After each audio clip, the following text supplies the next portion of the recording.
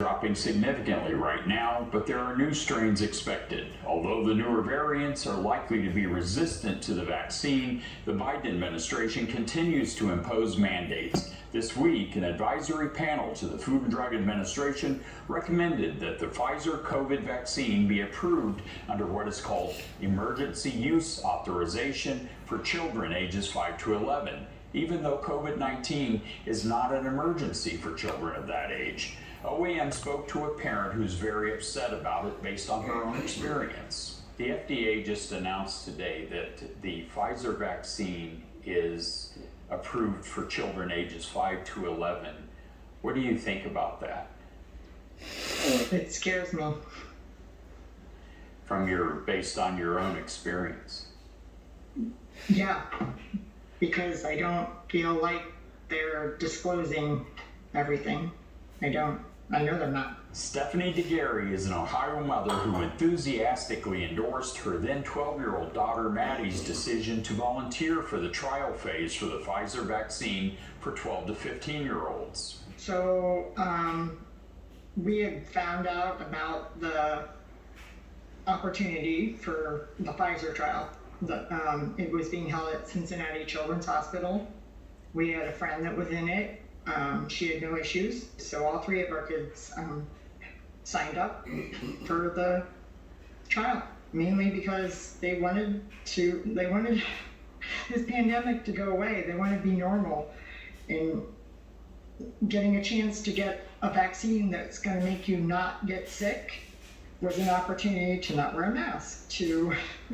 DeGarry says that her daughter had a normal reaction after the first shot, but 3 weeks later, she received the second dose of vaccine and things took an unexpected turn. She had pain in her abdomen, like her lower abdomen, like really bad pain in her lower abdomen, excruciating, on top of her heart being ripped out and other things.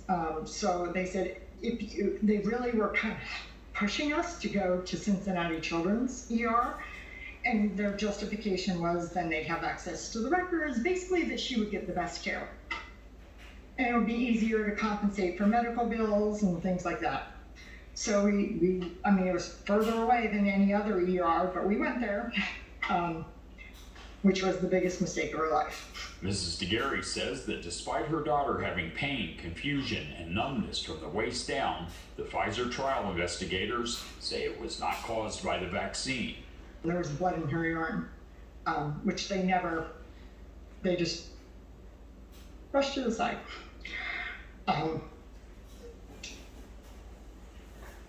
Sorry.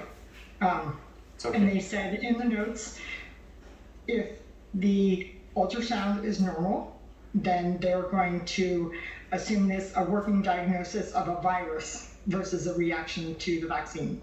That was on the 23rd.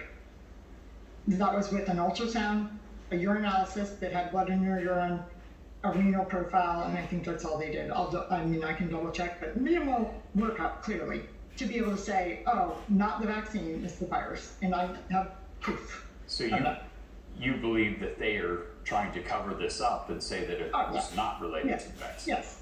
Yeah, 100%. I never thought anything ever like this would ever happen. Like, if you told me that this could happen, I would have laughed at you. I would have said you're crazy. Like, I would have thought you were crazy. I would have. But now I'm the one telling the story. Mrs. DeGarry is now telling Maddie's story in an attempt to warn others. She is working with the Vaccine Safety Research Council, which produced this ad about Maddie to appeal to the Biden administration. President Biden, this is Maddie. She's 13 and wants to be a nurse. When the COVID vaccine became available, she volunteered for the Pfizer clinical trial. She wanted to help. This is her now. There are others across the country like her. Based on her own experience, Mrs. DeGarry went from being confident in what her government said about vaccine safety to being one of its biggest critics. For One American News in Washington, I'm Scott Wheeler. Still to come here on